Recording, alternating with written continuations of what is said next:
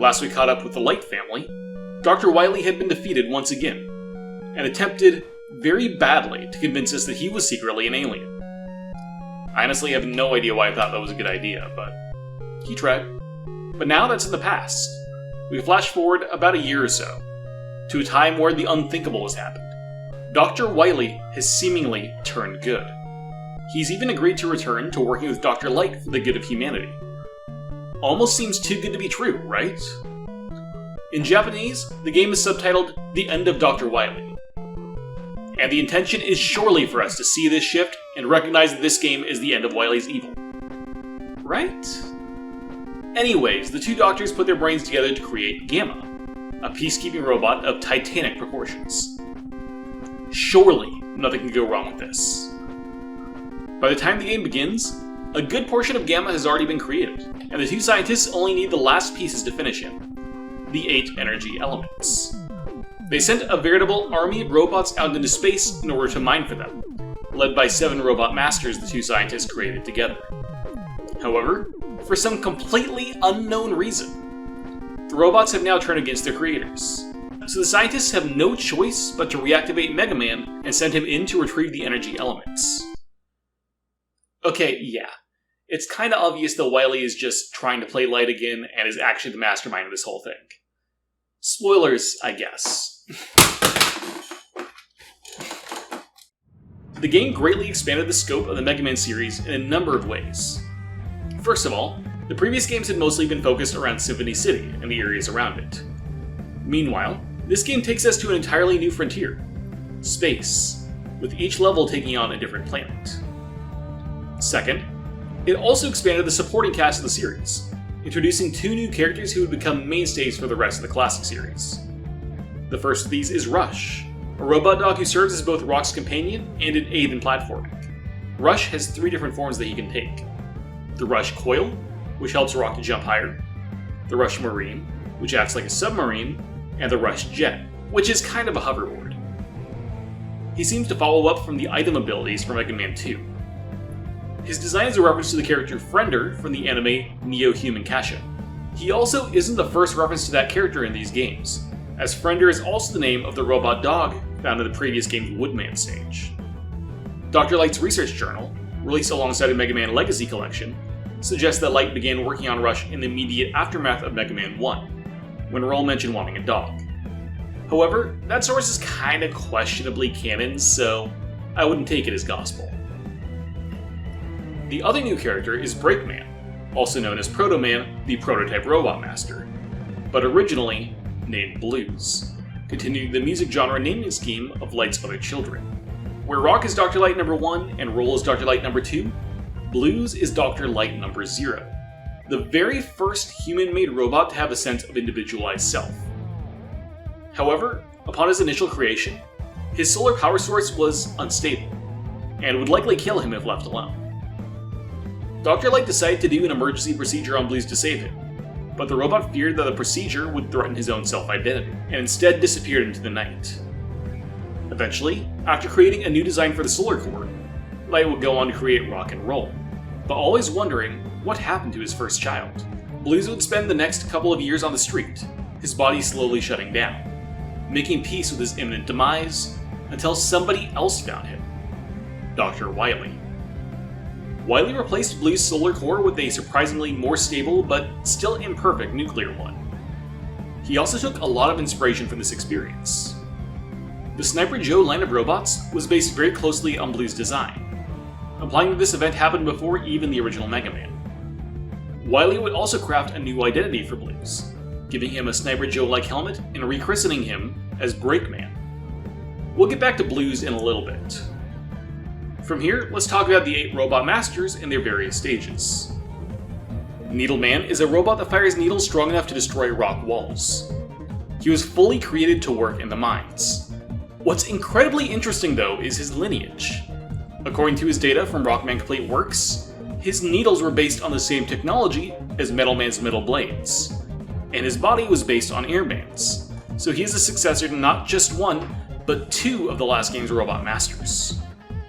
Magnet Man is a master of magnetism, and his weapon is the Magnet Missile, which can home in on metallic targets like robots, or more likely, other ores helpful to the mining operations.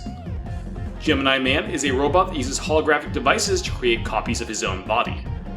His laser is apparently able to read the movements and intentions of his target, making it incredibly hard to dodge. It's also full of a bunch of sciencey sounding BS that doesn't actually make a lot of sense. One more fun little fact about him is the reason why his weakness, the Search Snake, works on him. It isn't because of any sciencey reason, it's just because Gemini Man is afraid of snakes. Hardman is another interesting robot. He is the heaviest robot master to date, made up entirely of ceramic titanium, a material that, in the past, has almost exclusively been used for weapons, including the rolling cutter, the metal blade, and likely the needle cannon. However, there is one more previous example of a robot using ceramic titanium as armor, Mega Man himself, which means it's possible that Hardman was partially based on Rock's Mega Armor. Okay, so Top Man's a bit of a weird one. His power is to create these little tops from his head, and to spin really quickly. I don't know what purpose he serves for mining operations, or really for anything? I don't know, could the top speed drills? I'm at a loss here. His weapon is the top spin, which allows Mega Man to use his own body as a weapon, but usually in a way that also winds up damaging him. Outside of the game's final boss, I really struggled to use this ability at all in my playthrough. Snake Man is a robot master tasked with exploring tight nooks and crannies inaccessible by most other robots. He can do this by using his thin body to slip through, or, for smaller holes, using his weapon, the Search Snakes, to do the job for him, implying that he can probably see through their eyes. Sparkman is a robot designed not for mining, but for supporting the miners. He can use his electrical abilities to charge up other robots. His bio states that he is twice as efficient as Elecman, the original electric robot master, possibly implying that he's an iteration of the Elecman design. Now, earlier in this video, I mentioned that Light and Wily only created 7 robot masters together. That's because the 8th robot master was not designed by either of them. This is Shadow Man, the ninja robot master. Nobody actually knows who created him, just that he may be from an alien civilization. He was eventually found and rebuilt by Wily, turning him into yet another pawn for the Mad Doctor. While at this point in the series we haven't met any real aliens, later games do introduce a few groups to the series. Multiple adaptations have attempted to connect Shadow Man to one of these various races. Both the Archie comics and Mega Man Gigamix specifically chose the Stardroids, the main antagonists of the 5th Game Boy Mega Man game. If I had to choose an option, I would venture to agree, given that they're the alien race that seems to have robots closest to the Robot Master design, but it's also possible that Shadow Man is just from an entirely unrelated group. Or, once again, Wily could have just lied about something being an alien to make it sound scarier. After all 8 Robot Masters were defeated, and the final energy element collected, an alert came in. Another Robot Master had been spotted. This is Doc Robot. His name in English is a mistranslation of Doku Roboto, which is a combination of the Japanese words for skull and robot. This fits his design much better than the English name, as his face resembles a skull. This name is yet another hint towards the true villain of the game, since Wily is associated heavily with skull imagery. Though funnily enough, the mistranslation could also serve a similar warning. Doc Robot can be found in the 4 previously fought levels, and his 8 boss fights. What's most notable about him is that he has the ability to copy the abilities of other robot masters, much like Mega Man can. He demonstrates this by copying the abilities of the 8 robot masters from Mega Man 2, and using their movesets in battle against Mega Man once again. Mega Man does beat him in every battle, but Doc Robot was never anything more than distraction, something to keep the super fighting robot busy while Wily was making his move. Back in the lab, Wily took charge of the newly powered-on Gamma, escaping with a giant robot under his control. While it wasn't fully complete, only one of the arms was working at this point, he had all that he needed from Light. While returning to the lab, Mega Man had one more encounter to complete, a final battle against Breakman. Now he'd seen Breakman a couple of times throughout this game, as he'd shown up a couple of different times to this point, either to fight Mega Man or to aid him in his quest. He seems to be very inconsistent, which brings to question what exactly Breakman is doing in this game. Well, Mega Man 4 seemed to confirm that he was working for Wily, This would also explain the hot and cold relationship between Breakman and Mega Man throughout the game. Him defeating the Robot Masters did serve Wily's purpose, both of distracting Mega Man and getting the energy elements. This is reinforced by the game's Navigator mode, where Blues continues to aid Mega Man through all 8 Robot Master fights and the Doc Robot levels. However, upon the reveal of Wily's treachery after the Breakman fight, the Navigator version of Breakman seems shocked that Wily was the villain, showing that Proto Man himself is not a bad person, and was not party to his betrayal. Now, with all the cards revealed, Mega Man follows Wily to his new and improved Wily Castle, which features a number of new bosses, some of which are iterations of the old ones.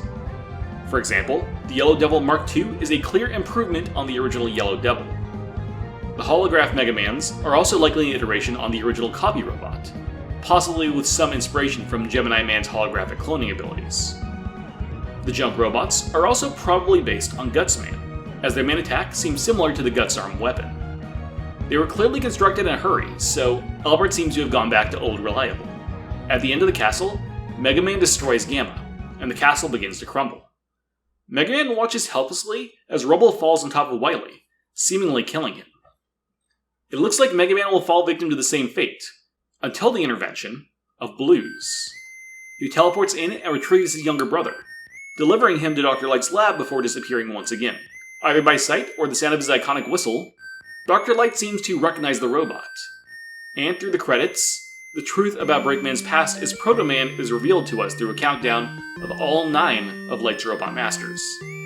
Given that Rock is also shown in the credit sequence, I figure this stands in for Light telling Rock the story of his older brother, and leaving Rock to wonder where Blues might be now. The game ends there, and that's the end, right? I mean, Dr. Wily is dead. The end of Dr. Wily, the game's subtitle.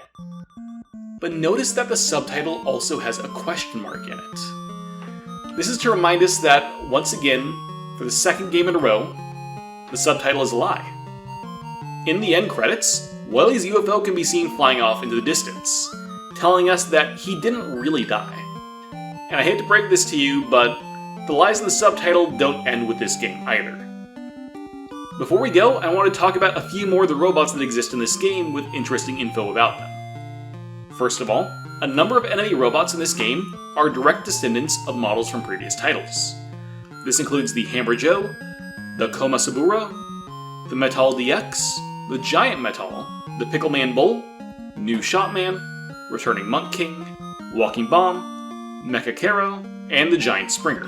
All of these robots are explicitly stated, either through their name or in the game's database, to be related to the robots shown alongside them. I also noticed a couple of robots with similarities close enough to previous ones that, even though they aren't explicit, I think they're likely related. These include the Pepe and the Pen Pen, 2 penguin robots, and the Pippi from Mega Man 2, and the Habsu Bee, which both fly on screen to drop off eggs full of smaller, similarly themed robots. Finally, I noticed something that's actually kind of cool while going through the game's database that I actually missed in my discussion of Mega Man 2, and that is the existence of the Robot Carnival. This seems to be exactly what it says on the tin. A traveling robot amusement crew that is the source for a number of reprogrammed robots. In this game, the only robot related to the carnival is Parasiu, the parachuting robot. However, Mega Man 2 features a lot of other robots from this group. The leaders of the carnival were the goblins from Airman Stage, and Pierrot and Blocky were originally a Funny Man Straight Man comedy duo. Karogs and Claws, also from Mega Man 2, were said to be from a similar yet seemingly unrelated group called the Underwater Circus. Their Japanese terms are different enough that they aren't supposed to be the same group, but I thought it was worth mentioning either way. And that's it for Mega Man 3. Before we get on to Mega Man 4 though, we are going to take a slight tangent through a couple of the Mega Man World games on the Game Boy. Now I know that might sound a little boring on its face, but these games actually get into a little bit of very interesting lore that comes back to be more important later in the series, so they're definitely worth checking out. With that, I'll let you guys go. Thanks for watching, and I'll see you soon.